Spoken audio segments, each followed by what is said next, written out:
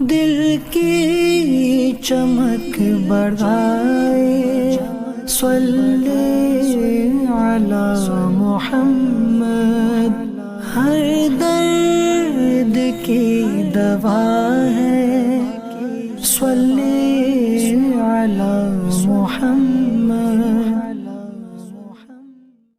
نحمدہ ونصلی علی رسول الکریم، اما بعد فاعوذ باللہ من الشیطان الرجیم، بسم اللہ الرحمن الرحیم، الصلاۃ والسلام علی سید الانبیاء والمرسلین۔ اللہ کے رسول صلی اللہ علیہ وسلم نے فرمایا مسلمان کا اپنے مسلمان بھائی کے لیے مسکرانا کیا ہے؟ صدقہ ہے۔ تو اپنے مسلمان بھائی کی مدد کیا کرو، اس کے ساتھ اچھا برتاؤ کیا کرو، اس کی مدد کیا کرو، اس کی پریشانی۔ اللہ تبارک و تعالیٰ نے ہر چیز کے لیے ذریعہ بنایا ہے۔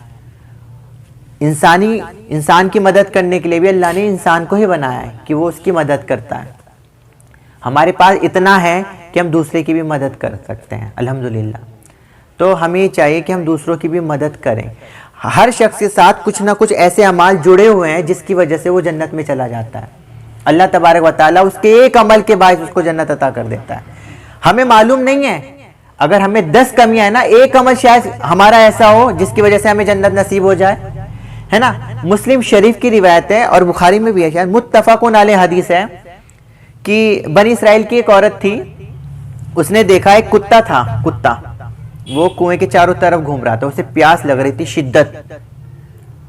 وہ ایسا کتا تھا کہ مطلب ایسا لگ رہا تھا کہ وہ اگر اسے پانی نہ ملتا تو شاید وہ مر جائے، اتنی پیاس اسے ستا رہی تھی۔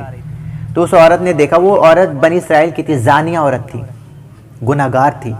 زانیہ تو سمجھتے ہی ہیں سب لوگ۔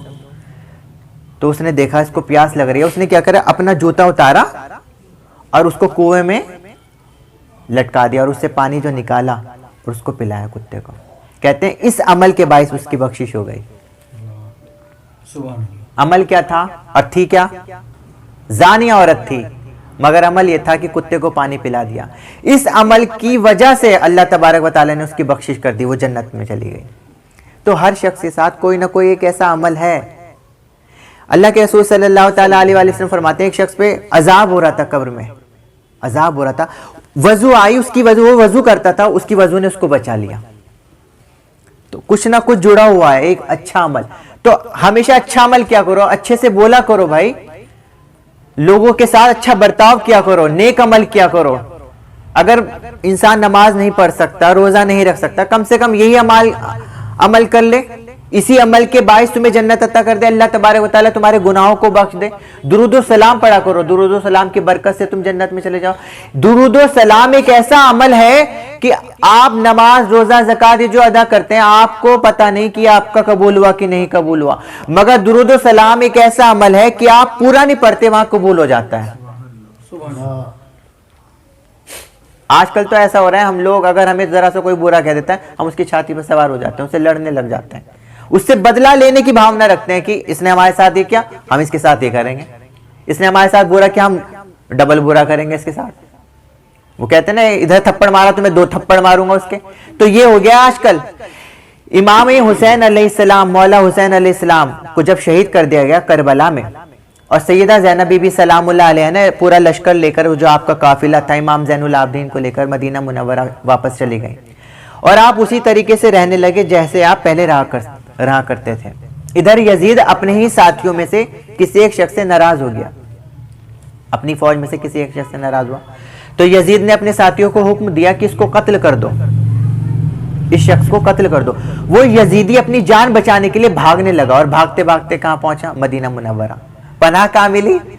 مدینہ منورہ میں۔ اسے پتہ چلا کہ یہاں امام زین العابدین مولا حسین علیہ السلام کی بیٹی کی بارگاہ ہے، جن کے بابا حسین کو ہم نے کربلا میں شہید کیا تھا، جن کے بابا حسین کی لاشا پر ہم نے گھوڑے دوڑائے تھے، یہ انہی کی بارگاہ، ان کے بیٹی کی بارگاہ ہے۔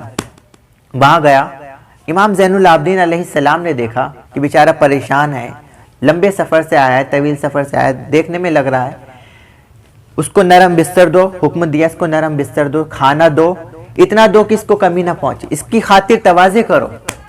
کہتے 3 دن تک اس کی خاطر کی گئی، اور جب 3 دن کے بعد وہ جانے لگا، مولا امام زین العابدین علیہ السلام نے ارشاد فرمایا اور ساتھیوں سے کہ اس کو اتنا کھانا دو کہ سفر میں کمی نہ پڑ جائے، اتنا پانی دو کہ سفر میں کمی نہ پڑ جائے، مال و اسباب دی اس کو، وہ سوچنے لگا کہ میں نے ان کے ساتھ کیا سلوک کیا تھا. اگر ان کو یہ معلوم ہو جائے کہ میں وہی شخص ہوں جو ان کے بابا حسین علیہ السلام کو شہید کر دیا تھا تو کیا سلوک کریں گے. اب تو یہ سلوک کر رہے ہیں, جاننے کے بعد پھر کیسا سلوک کریں گے. میرے اسے وہ کہتے ہیں نا غیرت, ہمت نہیں ہوئی اس کی وہاں جانے کی, گھر واپس جانے کی. وہ لوٹ آیا, کہا امام مجھے آپ سے کچھ کہنا ہے.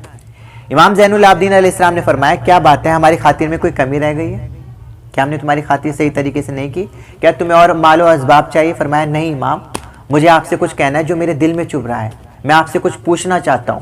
امام نے کہا بتاؤ کیا پوچھنا چاہتے ہو. فرمایا امام مجھے لگتا ہے آپ نے مجھے پہچانا نہیں, میں کون ہوں. امام زین العابدین نے بڑے پیار سے جواب دیا, ارے نادان, تجھے تو میں کربلا کے دن سے جانتا ہوں. فرمایا یہ سلوک, جاننے کے بعد یہ سلوک. فرمایا ہاں, اس وقت ہم تیرے در پر آئے تھے, وہ تیرا سلوک تھا. آج تو آل محمد کے در پر آیا, یہ آل محمد کا سلوک ہے, یہ مصطفیٰ کی اولاد کا سلوک ہے. اپنے کردار کو ایسا بناؤ امام زین العابدین جیسا.